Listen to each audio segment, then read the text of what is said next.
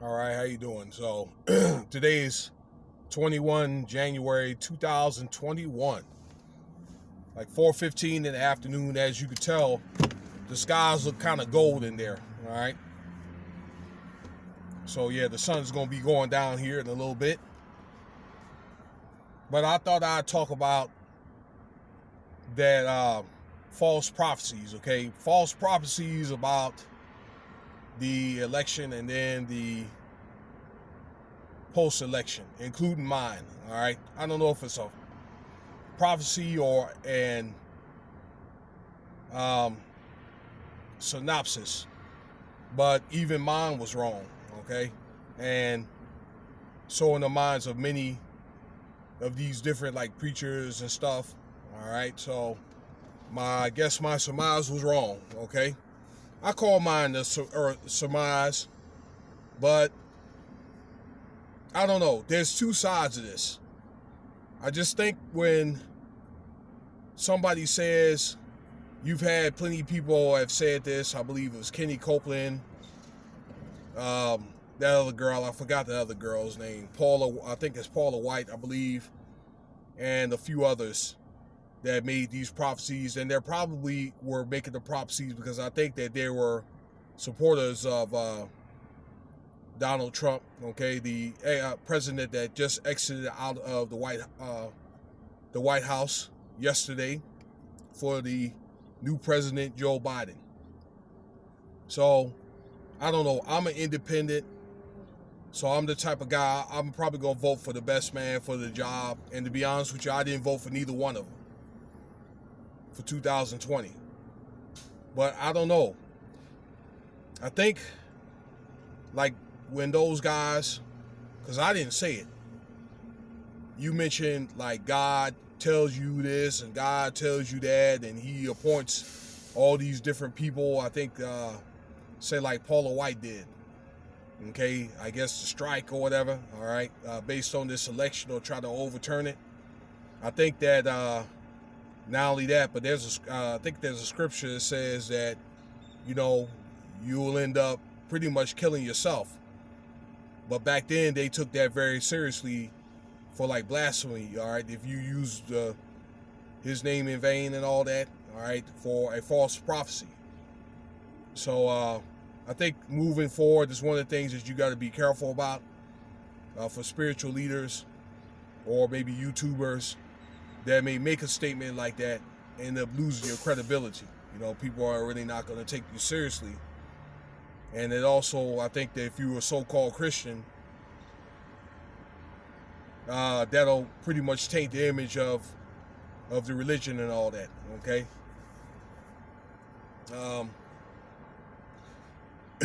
So that's how I just feel about that. For me, I had, you know, dreams and all that. Okay, but I think what the biggest problem was that if they had a dream, okay, of many of people that make prophecies or surmises, if they do have a dream, I just think that it was a way that it was. This is my Uconnect thing here, but okay, I was losing my train of thought.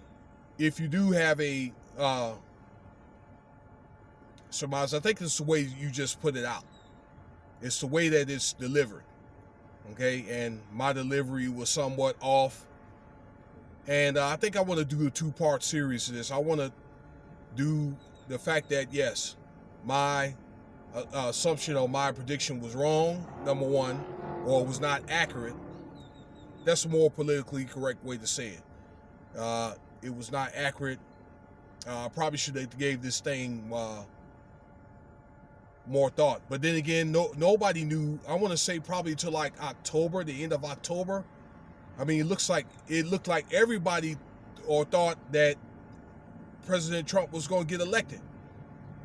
And I don't know what happened, but Joe Biden, he did get a lot of support, you know, from the people. But I think there's some other things behind the scenes or whatever, just in my opinion. And I'm going to give probably an assumption or hypotheses, okay, or a synopsis of what might have happened between the late summer and the election, okay, because I think there were some things that changed, okay. Was there probably a little bit of foul play? Absolutely, probably on both sides or whatever, okay. But I'll explain what I think what might have happened during that time. So there's some scriptures, I guess, like in the beginning of the Revelations, because again, we're living in uncertain times now with this COVID, and then we got the second strand here, and the vaccine rollout. I'm not really going to get into that, okay. Trying to fix the economy, and there's other pestilence and stuff. I was just looking at YouTube video now of different insects and stuff like the wasp. There's like worms and different fish and these little snails and all that, all right, that's came from like the Far East and all that.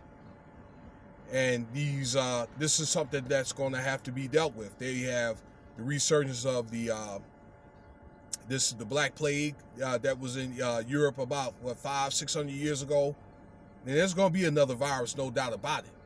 Okay, but it's the way that this stuff is going to be handled. The way the government's going to be is going to handle it. So I don't know. It's really difficult to predict of who is going to be doing what moving forward, or let's just say during the next election or whatever. It just depends on what people and also the powers that be feel whatever direction that this country needs to go. So I don't know. I think that moving forward, even I account for my wrong surmises, and I don't know. I have to probably be more careful in my words or whatever. All right, but I never use the word God or whatever. Okay, but I think I did have a dream. But let me say this: one thing that I do believe that many of these so-called prophets or people that make predictions or whatever about these about the election and all that. One thing that I think that I've learned, okay, and I think one thing that I've been trying to tell people is to prepare. Okay, even if, let's say, if Trump were to be reelected, people had to prepare because you just didn't know how he was going to handle this thing or whatever. And really, in the end of the day, after January 20th, no matter who got inaugurated, you're going to have the same challenges.